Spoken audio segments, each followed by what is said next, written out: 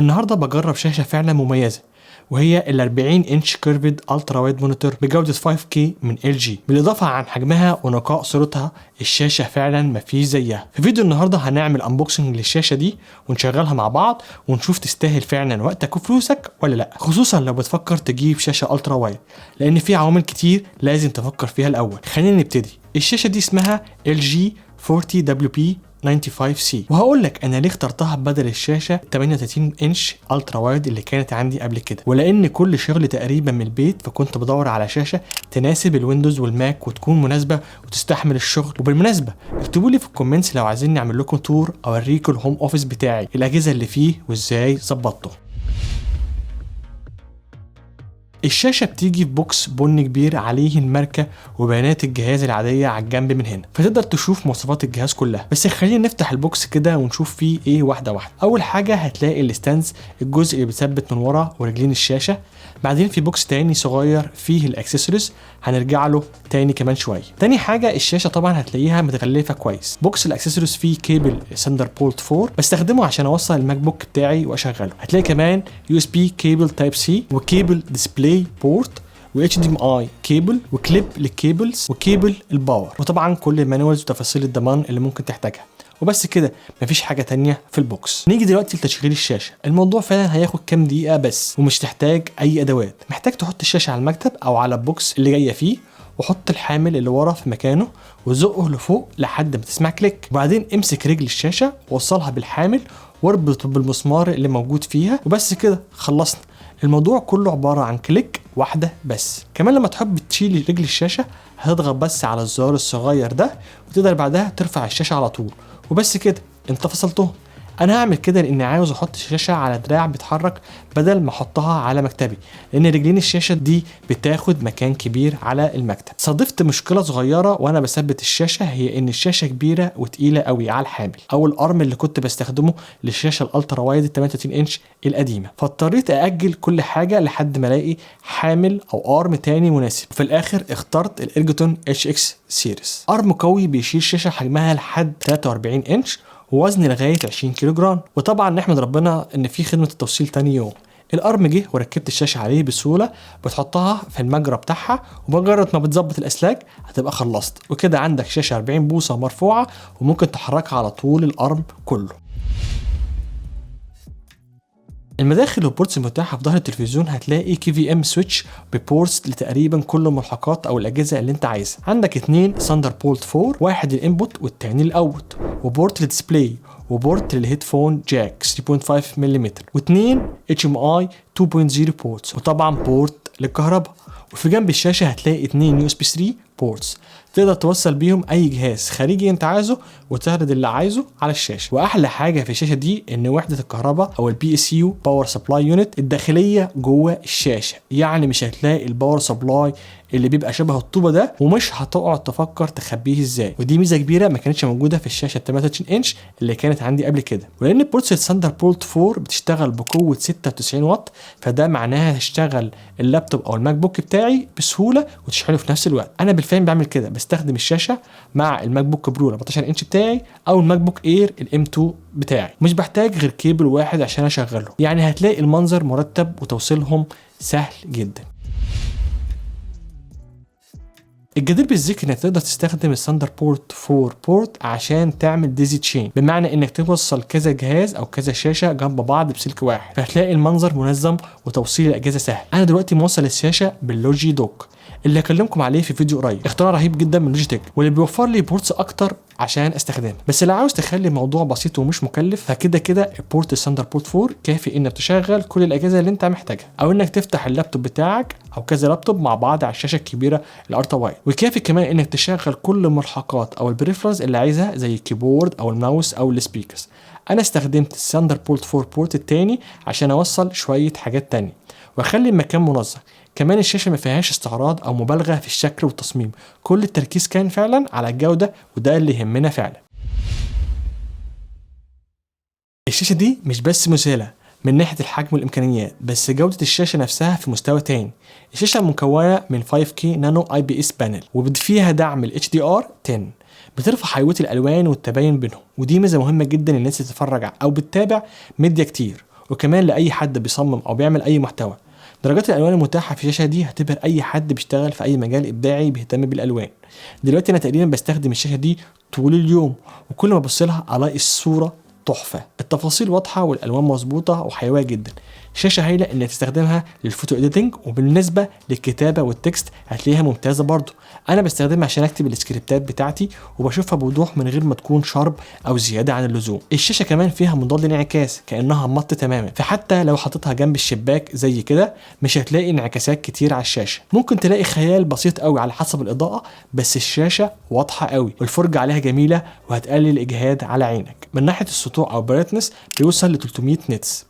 نظريا ما يبانش انه كتير، بس لو بتستخدم الشاشه في اوضه اضاءتها كويسه او حتى مظلمه مش هتحس بفرق كبير. انا اصلا بستخدمها على برايتنس من 40 ل 50 نتس، وده كافي جدا بالنسبه لي. فبرايتنس الشاشه ممكن يعمل مشكله بس لو حطيتها في اوضه منوره قوي قوي او في مكان مفتوح مثلا وفيه نور طبيعي قوي. الشاشه فيها امبيانت لايت سيرسور بيحس بالنور او الاضاءه المحيطه بيها وبيغير البرايتنس بتاعته حسب الاضاءه في اوضتك لو كانت عاليه او خافته، وده هيقلل الاجهاد على عينك خصوصا لو بتستخدم الشاشه وقت طويل. الريفريش ريت في الشاشه 72 هرتز، ودي حاجه غريبه شويه انه اعلى ب 12 هرتز من شاشات ال 13 هرتز العاديه اللي بنشوفها، والريفريش ريت ده اكتر من كافي لاستخدام المعتاد بتاعنا. معلومه مهمه ليك، لو عاوز تستغل ال 72 هرتز وانت موصلها عن طريق الثاندر بولت 4 يبقى اتاكد انك قافل سيتنجز الثاندر بولت اوت وعامله اوف، لانك لو شغلته بيخلي اعلى ريفريش ريت ممكن هو 50 هرتز بس.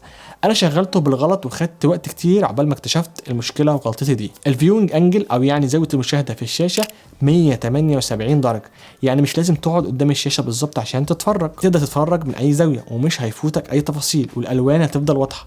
لكن معظمنا بنتفرج واحنا قصاد الشاشه مباشره، فالنقطه دي مش هتفرق معاك قوي. زي ما قلت انا بقعد على المكتب ده من 5 ل 10 ساعات في اليوم لاني بشتغل من البيت، فالتجهيزات دي كلها مش للمنظره. انا حتى ببدل بين الاجهزين بتوعي، بستخدم الماك بوك برو الام 2 للشغل بالنهار والماك ستوديو لاي حاجه تانية زي الايميلز والايديتنج واليوتيوب فيديوز. احيانا ببدل بين الجهازين من زرار التوجل في الانبوت، واحيانا بستخدم البيكتشر باي بيكتشر مود عشان افتح الجهازين مع بعض. هقول لك تعمل كده ازاي. اول حاجه تفتح السيتنجز، بعدين بيكتشر باي بيكتشر من هنا وتختاره، وكده تبقى اخترت تشغيل الجهازين اللي انت موصلهم على الثاندر بولت والاتش دي ام اي مع بعض في نفس الوقت، والشاشه هتظبط حجم الصورتين لوحدها. نيجي بقى للجزء اللي بيرك. لو عندك جهاز شغال ابل وجهاز شغال ويندوز مش هتحتاج ان انت تظبط السيتنجز بتاعه الماوس والكيبورد كل شويه، وده لاني بستخدم الماوس والكيبورد بتوع لوجيتك الام اكس كيز واللي اتكلمت عنهم في فيديو قبل كده، لو ما شفتهمش هسيبهم لك في الاي اللي فوق. فمجرد ما بدوس كنترول واقف على حرف الشاشه بتاعه الويندوز بيتغير لوحده والماوس والكيبورد بيشتغلوا. يعني ممكن اكتب هلو هنا واجي هنا في الجهاز التاني واكتب هلو برضه، وده بيحصل زي ما انت شايف بالظبط في ثواني، ما عملتش اي اديتس. بس هنا انا بجرب لكم على 2 ابل ديفايسز، الماك ستوديو والماك برو بتاعي. بالنسبه لي دي واحده من اجمل الفيتشرز في الشاشه وما كانتش موجوده في شاشتي اللي فاتت، بس ان انت تقدر تعرض جهازين على نفس الشاشه في نفس الوقت كانت نقطه تحول بالنسبه لي في الشغل. انا مش عارف بالظبط ايه ابعاد الصورتين هنا، بس هتحس كانك شغال على شاشتين على نفس المكتب.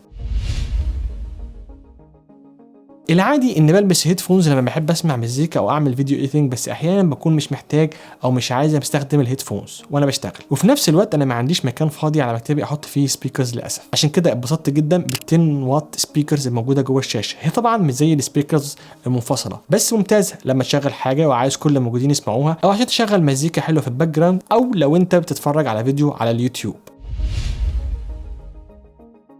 سؤال مهم وناس كتير تبقى عاوزه تعرف اجابته، هل الشاشه كويسه للجيمنج؟ اكيد عايز تعرف لو الشاشه كويسه في الجيمنج. اقدر اقول لك ان نظريا الشاشه كافيه لاحتياجات معظم الناس في الجيمنج، فيها كل البورتس اللي محتاجها ورا، HDMI وديسبلاي بورت وUSB C بورت، والريسبونس ريت في الشاشه سريع جدا 5 ملي سكند، وفي كمان دعم AMD فري سينك، فهتظبط الريفريش ريت على الفريم ريت بتاع الجرافيكس كارد اللي شغال.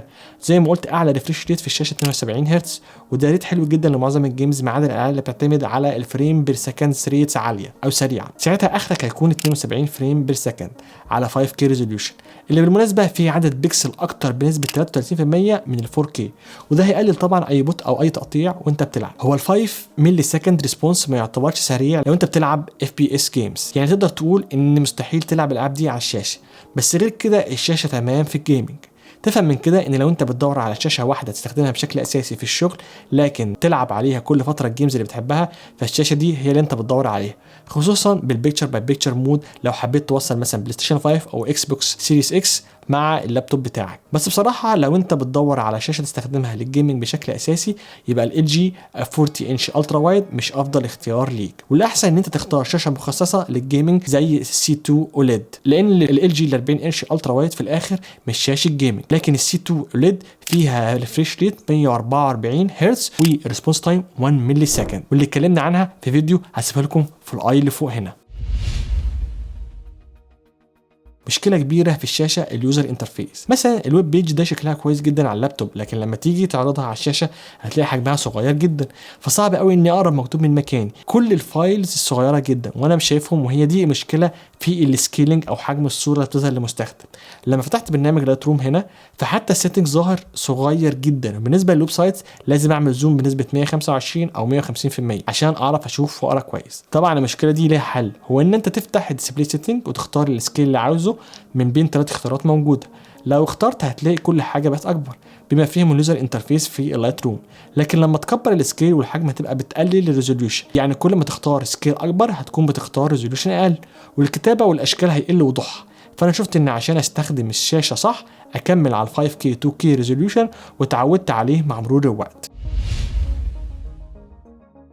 الشاشه ال 40WP59C هي شاشه الترا وايد كيرفد حجمها 40 بوصه، مع اني قبلها كنت بستخدم شاشه 38 بوصه، بس حسيت ان 2 بوصه دول عملوا فرق كبير فعلا، وخليني بقيت افضل الشاشه الالترا وايد، بتخلي صوره وشكل كل حاجه افضل بكتير، وكمان هايله لو كنت تستخدمها في الشغل. انا حتى جربت استخدم شاشتين جنب بعض وكنت في الاخر برجع للشاشه الالترا وايد. لو كنت مثلا بعمل فيديو اديتنج وشغال على فاينل كات برو هقدر اشوف التايم لاين بتاع الفيديو كله في نفس اللقطه من غير بقى ما اعمل زوم ان او زوم اوت او سكرول يمين وشمال. الشاشه حجمها بيكفي انها تعرضه كله في نفس الوقت. ال جي 40 انش الترا وايد مش مجرد شاشه بجوده 5K 2K، هي 5120 ريزوليوشن في 2160، يعني نفس الارتفاع بتاعه شاشه 4K، لكن شاشه مش زي اي شاشه كواد اتش دي بلس، هتلاقي الجوده افضل بكتير، وال21:9 اسبكت ريشيو عريض جدا، وكل مساحه دي بين العرض والطول هتخليك تقدر تفتح كل ويندوز او ابس جنب بعض ويكونوا ظاهرين ليك كويس. معظم الوقت بفتح على الاقل 2 أو 3 ويندوز جنب بعض، منهم فاينل كات برو ولايف ستريم على اليوتيوب ومعهم سكريبت اللي شغال عليه. الموضوع بيكون اسهل بكتير وانا فاتح كل الويندوز دي جنب بعض، ويفرق كتير في كميه الشغل اللي بخلصه وفي وقت اقل. لو عاوز تعرف انا بنظم الويندوز بتاعتي بانهي ابلكيشن فانا استخدمت ماجنتس واتكلمت عليه في فيديو قبل كده، هحطه لكم في اللينك اللي فوق هنا. خلينا نقول ان الشاشه دي مش بتستهدف عامه الناس، لكنها موجهه اكتر للمصممين المحترفين اللي بيعملوا ايديتنج لصور او فيديوز، هم اللي هيحتاجوا الامكانيات دي عشان يعرضوا مثلا كذا صوره او كذا تصميم في نفس الوقت من غير ما يقعدوا يغيروا في الويندوز كل شويه. كل ده هيساعدك توفر وقت كتير في شغلك، وهتلاقي الشغل نفسه اسهل وبيخلص وقت اسرع. كمان الشاشه دي اضافه كبيره لمكتبك حتى لو كان سعرها 1600 او 2000 دولار حسب البلد اللي انت فيها، انك مش هتحتاج تحط شاشتين او 3 جنب بعض على مكتبك وياخدوا المساحه الكبيره دي. ده غير ان الاثنين الثاندر بولت 4 موجودين ورا هيخلوا الشاشه تكمل معاك لمده طويله، يعني بعد 3 أو 5 سنين مثلا مش هتلاقي نفسك مضطر تجيب حاجه احدث. لكن انا شايف ان اكبر مشكله هتقابلك هي الانترفيس سكيلينج، زي ما قلت كل حاجه بيكون حجمها صغير قوي ومعظم الناس مش بتقدر تقرا او تشوف كويس. انا بحتاج نظارات عشان اعرف اقرا الحاجات اللي هنا مثلا.